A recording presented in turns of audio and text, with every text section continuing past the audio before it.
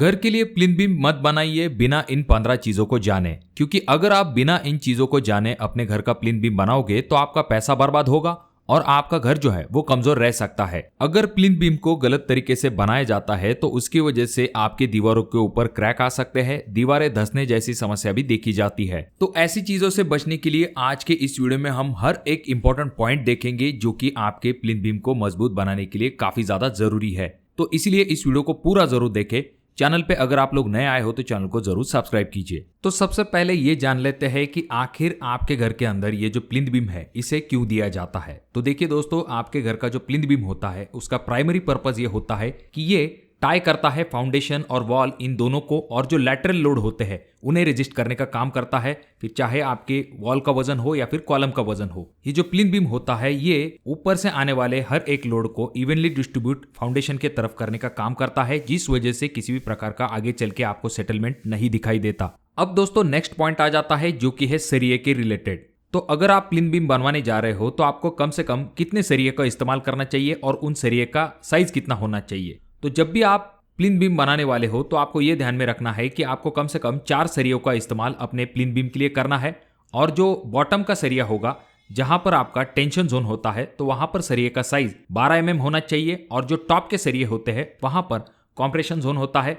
तो वहां पर आप जो है 10 mm के सरिये का भी इस्तेमाल कर सकते हो। अब कुछ जगह पर ठेकेदार जो है अपने पैसे बचाने के चक्कर में बॉटम में भी 10 का बार इस्तेमाल कर लेते हैं और टॉप में जो है वो 8 mm का इस्तेमाल करते हैं। तो आपको ऐसा बिल्कुल भी नहीं करना है। ध्यान में रखिए, टॉप में आपको 10 mm इस्तेमाल करना है और बॉटम में आपको कम से कम 12 mm का इस्तेमाल करना है, उससे कम बिल्कुल भी नहीं। और आपके बीम के लिए जो स्टिरअप इस्तेमाल की जाती है साइड के भाषा में जिसे रिंग कहा जाता है, तो उसके लिए आपको कम से कम 8 mm के सरिये का इस्तेमाल करना है। पहले जो है वो 6 mm का इस्तेमाल किया जाता था, पर आजकल जो है सभी जगह पर 8 mm की जो स्टिरअप है उनका इस्तेमाल किया जाता है। अब दोस्तों ये जो स्टिरअप्स है इनका जो सेंटर टू सेंटर डिस्टेंस होता है वो भी काफी इंपॉर्टेंट होता है, यानी कि एक रिंग से लेके दूसरे रिंग तक का जो डिस्टेंस है वो आपको ध्यान में रखना पड़ेगा, क्योंकि कुछ जगह पर स्टिरअप जो है उन दोनों के बीच में जो डिस्टेंस है वो बहुत ही ज्यादा कर दिया जाता है, जिस वजह से आपका बीम जो है वो कमजोर रह सकता है। तो इसके लिए आपको क्या करना है, आपकी जो स्टिरअप है उन दोनों के बीच में कम से कम 5 से लेके 6 इंच का डिस्टेंस होना चाहिए। कुछ जगह पर ऐसा देखा जाता है कि लोग जो है बहुत ही ज्यादा डिस्टेंस कर लेते हैं, यानी कि 10 इंच 12 इंच 14 इंच तक जो है वो स्टिरअप का जो डिस्टेंस रखते हैं वो काफी गलत चीज है। आपको ये ध्यान में रखना है कि 5 से लेके 6 इंच तक का डिस्टेंस होना चाहिए। और उसमें भी अगर हम डिटेल में जाए तो आपका जो बीम होता है उसके कॉलम के साइड का जो स्टिरअप्स होता है उनका डिस्टेंस और भी कम हो जाता है। एग्जांपल के लिए जैसा कि आप अगले वीडियो में देख सकते हो, बीम का जो मिडल पोर्शन होता है वहां पर स्टिरअप्स के बीच में 6 इंच से लेकर 7 इंच तक डिस्टेंस रखा गया है, और जो कॉलम के तरफ स्टिरअप्स है तो उनका डिस्टेंस काफी कम है, यानी कि 4 से लेकर 5 इंच तक जो है उन दोनों स्टिरअप के बीच में डिस्टेंस रखा गया है। तो इस चीज के तरफ भी आपको ध्यान देना है। उसके बाद जब भी हम स्टिरअप्स की बात करते हैं तो स्टिरअप में हम जो बेंड लगाते हैं तो वहां पर आपको ये ध्यान में रखना है कि स्टिरअप का जो हुक होता है उसका बेंड हमेशा लोग 90 डिग्री में छोड़ देते हैं, यानी कि इस तरह से, जैसा कि आप अगले वीडियो में देख सकते हो। तो आपको ऐसा बिल्कुल भी नहीं करना है। आपकी जो स्टिरअप्स है उनका जो बेंड है वो 135 डिग्री में होना चाहिए, यानी कि प्रॉपर हुक जो है वो आपके स्टिरअप को मिलना चाहिए, जिससे कि आपके बीम को प्रॉपरली होल्ड करने का काम आपकी स्टिरअप कर सके। और जब भी आप इस स्टिरअप को बीम के अंदर फंसाने वाले हो तो ये जरूर ध्यान में रखिए कि जो हुक है उसकी पोजीशन अल्टरनेट आनी चाहिए। ऐसा नहीं होना चाहिए कि सभी हुक जो है वो एक ही लाइन में एक साइड में आ चुके हैं। अल्टरनेट हुक जो है वो आपके बीम के ऊपर होने चाहिए। अब अगला पॉइंट आ जाता है जो कि है डेवलपमेंट लेंथ के रिलेटेड। जब भी प्लिंथ बीम को बांधा जाता है तो कुछ जगह पर लोग जो है डेवलपमेंट लेंथ की तरफ ध्यान नहीं देते हैं, वैसे ही बार को छोड़ देते हैं। अब जैसा कि आप अगले वीडियो में देख सकते हो, यहाँ पर ये जो बीम है इस कॉलम में एंड हो रहा है, तो यहाँ पर आपको डेवलपमेंट लेंथ जरूर प्रोवाइड करनी है। डेवलपमेंट लेंथ यानी कि ये जो सरिया है ये नीचे की तरफ इस तरह से मोड़ा हुआ होना चाहिए, यानी कि जहां पर आपके बीम का एंड है वहां पर आपको इस तरह से स्टील को बेंड करना है। अब इससे आपके बीम को अच्छी बॉन्डिंग स्ट्रेंथ मिलने में जरूर मदद मिलती है। अब यहाँ पर नेक्स्ट पॉइंट आ जाता है जो कि है लैपिंग के रिलेटेड। एक बार से जब हम दूसरे बार को कनेक्ट करते हैं तो वो लैप लेंथ कितनी होनी चाहिए। तो इसके लिए सिंपल फॉर्मूला होता है, जो कंप्रेशन जोन होता है उसके लिए लैप लेंथ का फॉर्मूला होता है 24/d। इसमें d का मतलब होता है डायमीटर ऑफ बार, और अगर हम टेंशन जोन की बात करते हैं तो वहां पर लैपिंग का फॉर्मूला होता है 45/d, जिसमें कि अगेन 45 × डायमीटर ऑफ बार, जो कि आपके बीम की लैपिंग लेंथ होगी। अब यहाँ पर आसानी के साथ समझने के लिए ऊपर के तरफ के जो बार होते हैं वहां पर आप जो है कंप्रेशन जोन वाला फॉर्मूला इस्तेमाल कर सकते हो, जो कि 24/d है, और जो नीचे के बार है जहां पर आपका टेंसाइल लोड होगा तो वहां पर आप जो है 45D फॉर्मूला का इस्तेमाल कर सकते हो। अब दोस्तों यहाँ पर और एक चीज ध्यान में रखनी पड़ती है कि आप जो लैप दोगे वो आपको कहीं पर भी नहीं देना है। जो आपका कंप्रेशन जोन होता है यानी कि ऊपरी बार जो है उसमें आप जो है सेंटर में लैपिंग दे सकते हो, पर जहां पर आपका टेंशन जोन होता है तो वहां पर आपको सेंटर में लैपिंग नहीं देनी है। आपको जो है बीम के एंड में आप लैपिंग दे सकते हो। अब बात करते हैं नेक्स्ट पॉइंट के बारे में, जो कि है आपके प्लिंथ बीम के शटरिंग वर्क के रिलेटेड। अब जब भी बीम का शटरिंग वर्क करने की बात आती है तो कुछ जगह पर ऐसा देखा जाता है कि ठेकेदार अपने पैसे बचाने के चक्कर में आपका ही मटेरियल इस्तेमाल कर लेता है, यानी कि साइड पे जो ईंटें पड़ी हुई होती है उन्हें ही बीम के साइड के शटरिंग वर्क के तौर पर इस्तेमाल करता है। अब इसका सबसे बड़ा नुकसान ये होता है कि आपका जो बीम है उसकी फिनिशिंग बहुत ही खराब हो जाती है।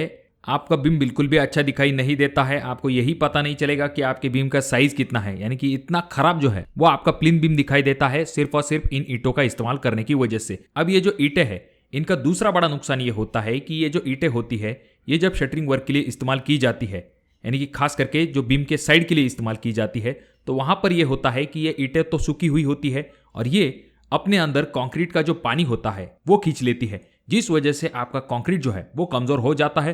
परिणाम स्वरूप आपका बीम भी कमजोर रह जाता है। तो इसीलिए आपको यह ध्यान में रखना है कि आपका जो प्लिंथ बीम है उसके साइड के शटरिंग वर्क के लिए आपको हमेशा प्लाई का इस्तेमाल करना है, जिससे कि आपको प्लिंथ बीम की अच्छी और प्रॉपर फिनिशिंग मिल सके। और अगर आपका ठेकेदार बीम के साइड के लिए ईंटों का इस्तेमाल करने लगे तो उससे कहिए कि अरे पगले, पूरे पैसे लिए हैं फिर क्यों ऐसे काम कर रहा है। अब दोस्तों ये तो हो गई प्लिंथ बीम के साइड की बात, पर जब बात आती है प्लिंथ बीम के बॉटम की तो वहां पर ईंटों का इस्तेमाल किया जाता है। तो देखिए दोस्तों, अगर प्लिंथ बीम के नीचे कोई भी जगह नहीं है और वहां पर शटरिंग वर्क का इस्तेमाल किया जाएगा तो ऐसा शटरिंग वर्क नीचे से निकालने में काफी दिक्कत हो जाती है।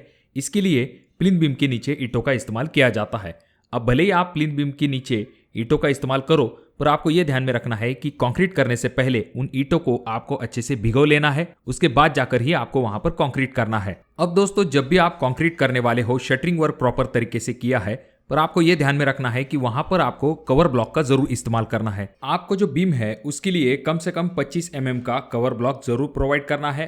अब कुछ जगह पर ऐसा देखा जाता है कि जो प्लिंथ बीम है उसे डायरेक्टली ईंटों के ऊपर रख दिया जाता है, या फिर आपका जो बीम का सरिया होता है वो मिट्टी के संपर्क में आ जाता है। ऐसे दोनों ही कंडीशन में आपका जो सरिया है वो जल्दी जंग को पकड़ सकता है, जो कि डेफिनेटली आपके बीम के लिए बहुत ही खराब बात होती है। तो दोस्तों, यहाँ पर आपको इस तरह के जो कवर्स है उनका इस्तेमाल करना है। बॉटम से कवर आना चाहिए, बीम के जो साइड्स है वहां पर भी आपको कवर जरूर प्रोवाइड करने हैं। ये भी ध्यान में रखिए कि आपके जो सरिये होते हैं वो इस तरह से टेढ़े मेढ़े नहीं होने चाहिए, यानी कि कहीं पर आपके शटरिंग वर्क को चिपके हुए है, कहीं पर बहुत ही ज़्यादा गैप है, तो ऐसा नहीं होना चाहिए। दोनों साइड में आपको क्लियर मार्जिन अच्छे तरीके से मिलना चाहिए। अगर हम प्लिंथ बीम बनवाने जा रहे हैं तो उसका मिनिमम साइज कितना होना चाहिए, या फिर प्लिंथ बीम के जनरली कितने साइज होते हैं, तो देखिए दोस्तों, ये बहुत सारे फैक्टर्स पर डिपेंड होता है। पर अगर हम प्लिंथ बीम के मिनिमम साइज की बात करते हैं तो आपका जो प्लिंथ बीम का साइज है वो 9 इंच बाय 9 इंच से कम बिल्कुल भी नहीं होना चाहिए। अब ये जो प्लिंथ बीम का साइज है ये आपके साइड के कंडीशन के ऊपर डिपेंड होता है। कुछ जगह पर 9 इंच बाय 9 इंच का प्लिंथ बीम दिया जाता है, कुछ जगह पर 9 इंच बाय 12 इंच का प्लिंथ बीम दिया जाता है, कुछ जगह पर 9 इंच बाय 15 इंच, यहां तक कि 9 इंच बाय 18 इंच के प्लिंथ बीम भी दिए जाते हैं। अब दोस्तों, नेक्स्ट पॉइंट आ जाता है कि अगर हम इस प्लिंथ बीम को बनाने वाले हैं तो उसके लिए हमें जो कंक्रीट इस्तेमाल करना है उसकी मिनिमम ग्रेड कितनी होनी चाहिए। तो आपका जो कंक्रीट है उसके लिए आपको M20 ग्रेड का कंक्रीट इस्तेमाल करना है। उससे कम ग्रेड का कंक्रीट आपको बिल्कुल भी इस्तेमाल नहीं करना है। और ये जो M20 है इसका प्रोपोर्शन होता है 1:1 1.5:3, यानी कि 1 part is cement, 1.5 part is sand and 3 part is aggregate. इस हिसाब से आपको जो है कंक्रीट बनाना है। और जब भी आप कंक्रीट बनाओगे, उस बीम के अंदर डालोगे, तो आपको हमेशा वाइब्रेटर का इस्तेमाल जरूर करना चाहिए, जिससे कि अच्छे तरीके से कॉम्पैक्शन हो और आपका जो बीम है वो मजबूत बने। और जब आपके प्लिंथ बीम का कास्टिंग वर्क कंप्लीट हो जाता है तो उसके दूसरे दिन बाद आप जो है शटरिंग वर्क खोल सकते हो। शटरिंग वर्क खोलते समय ये जरूर ध्यान में रखिए कि जो कॉर्नर्स होते हैं बीम के वो नहीं टूटने चाहिए। अगर कहीं पर छोटा मोटा हनीकॉम्ब आ चुका है तो उसे भी जरूर क्लियर कर लीजिए। आपका जो प्लिंथ बीम है उसके मजबूती के लिए पानी देना भी काफी ज्यादा जरूरी है। तो आपको यह ध्यान में रखना है कि कम से कम 14 दिन तक आपके जो प्लिंथ बीम है उसे अच्छे तरीके से तराई जरूर कीजिए। तो दोस्तों, इस वीडियो में हमने स्टेप बाय स्टेप और डिटेल में जाना है कि प्लिंथ बीम कास्टिंग करते समय हमें कौन कौन सी चीजों की तरफ ध्यान देना चाहिए। मैं आशा करता हूँ कि वीडियो आपको पसंद आया होगा। अगर वीडियो आपको पसंद आया हो तो जरूर इसे लाइक कर दीजिए, और आपके कोई सवाल है या फिर आप चाहते हो किसी पर्टिकुलर टॉपिक के ऊपर वीडियो, तो उसके बारे में भी कमेंट बॉक्स में कमेंट जरूर कीजिए। वीडियो अगर बहुत ज्यादा ही अच्छा लगा हो तो अपने दोस्तों के साथ शेयर कर दीजिए, और ये जो तीनों वीडियो है इनमें से कोई एक वीडियो आपके जरूर काम में आ सकता है।